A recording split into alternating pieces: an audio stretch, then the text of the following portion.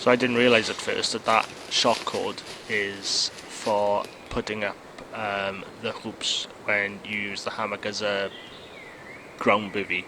I thought initially it was just for, it come in the pack 2 1 metre lengths, and it was just for holding the hoops up when you were using it as a hammock, but actually that is not the case. I twigged later on. That's the, for anyone that's interested, that's the DD Frontline XL hammock. It's a giant of a thing. Very comfortable when you're inside. It's also got a waterproof base, so it can be, if there are no trees, it can be set up as a bivvy. I've got a blow up sleep mat. I've not tried this in there yet. I'm not staying tonight, but I've just brought it with me just because I wanted to try this. It's a Trekology, a Luft UL80 ultralight sleeping mat. Designed in Portland, Oregon, but made in China. Oh dear. Coughing just in time. So I'm gonna use my lungs to fill this up. It's not self-inflating. It doesn't have a funky one of these funky dry bags where you've got a valve on the end. It's just good old-fashioned lung air. But I've not tried this inside that yet. So there is a slot sort of inside, so I think it's on the other side actually, where you can slot an airbed in between the 2 layers. So I'm going to do that. I'm just going to give it a try.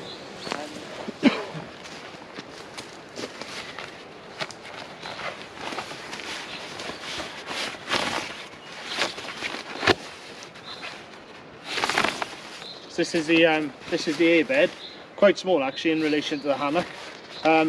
Maybe took me a minute and 30 seconds perhaps to blow it up with lung breath.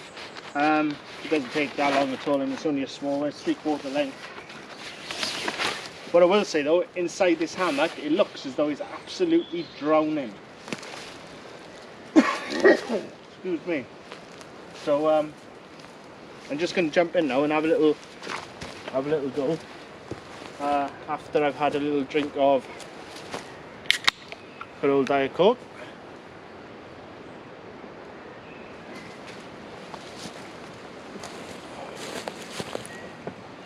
Oh, that's better. I'm just going to show you actually, I think. You can see tons and tons and tons of space in there. I dare say, in fact, you could put a mattress, a full-on mattress in there if you wanted to. This hammock is huge.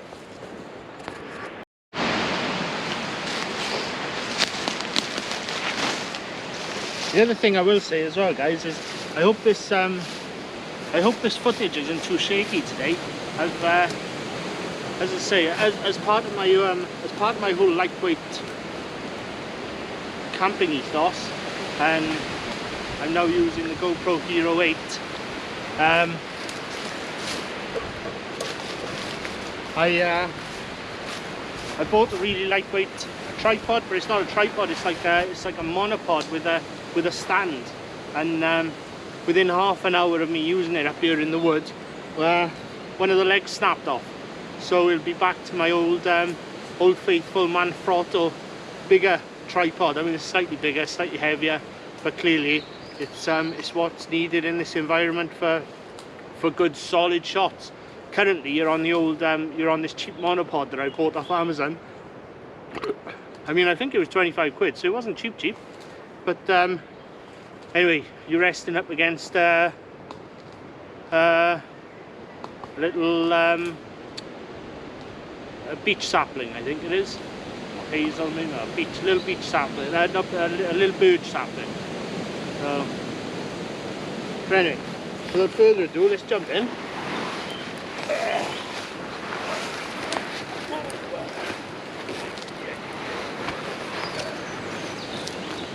So, first thing I'd say is, I think I've put the mat further that way than this way, so now I feel like I'm lying upside down. So we'll sort that out first of all.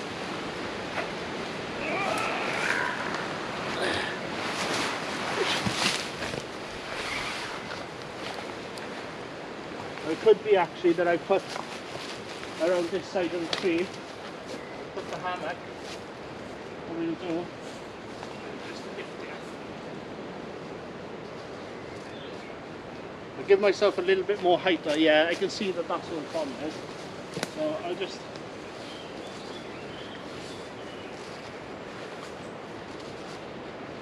give myself a little bit more height on this side, and now I should be good losing the back though there.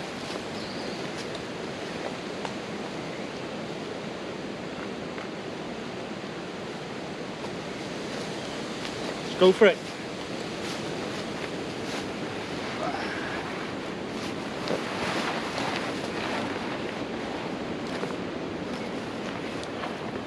So that is it, yeah. That is comfortable.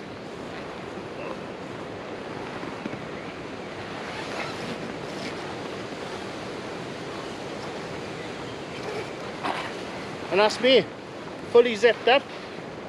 I've got a good bit of insulation. We've got sliding bags, we've got an inside cord, we've got inside pockets at each end.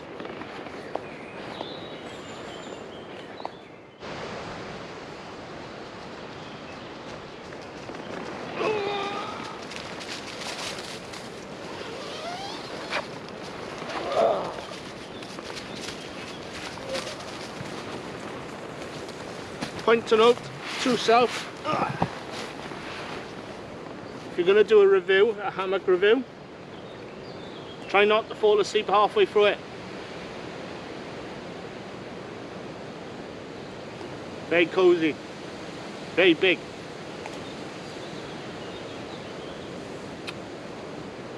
Like sleeping in a cave, it's massive. It doesn't pack down the smallest and it's not the lightest. But oh boy, if you don't mind carrying the weight, it's the way to go.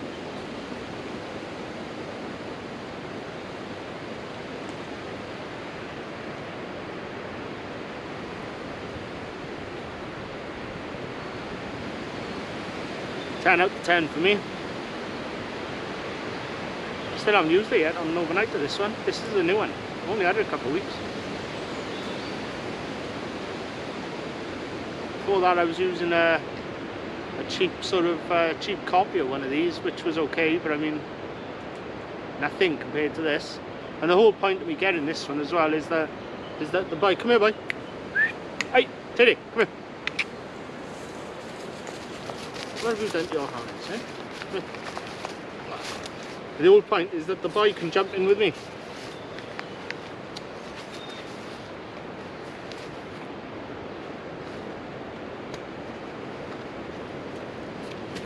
And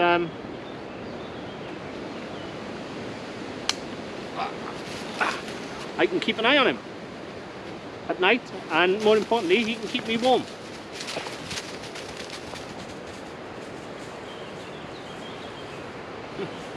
There we go. Hope you enjoyed that little impromptu review. I was going to set it up just to have some time, have half hour really, just a bit of chill out time. So I thought I'd do a bit of a little impromptu review whilst I was at it. And yeah, really, I'm pleased with it overall. Works really well. Looking forward to my my first night out. Under the stars, under a tarp probably, unless I'm absolutely confident that the weather's going to be great, but still, out in the wilds, that's what it's all about. We'll see. I just want to add that overall I think this is a brilliant purchase. I've since purchased the under blanket and the whoopee sling system, which actually is a massive improvement. It lightens the load slightly. The whoopee system is lighter than the webbing that it comes with, and I've tried the under blanket and it just feels like it's going to offer so much more insulation than this little mat, which I don't really think is suitable for this size of hammock. Anyway, I hope you've enjoyed this little mini review of the DD Frontline XL hammock and the mat. Just want to say diolch yn fawr, thank you very much, and I'll see you next time.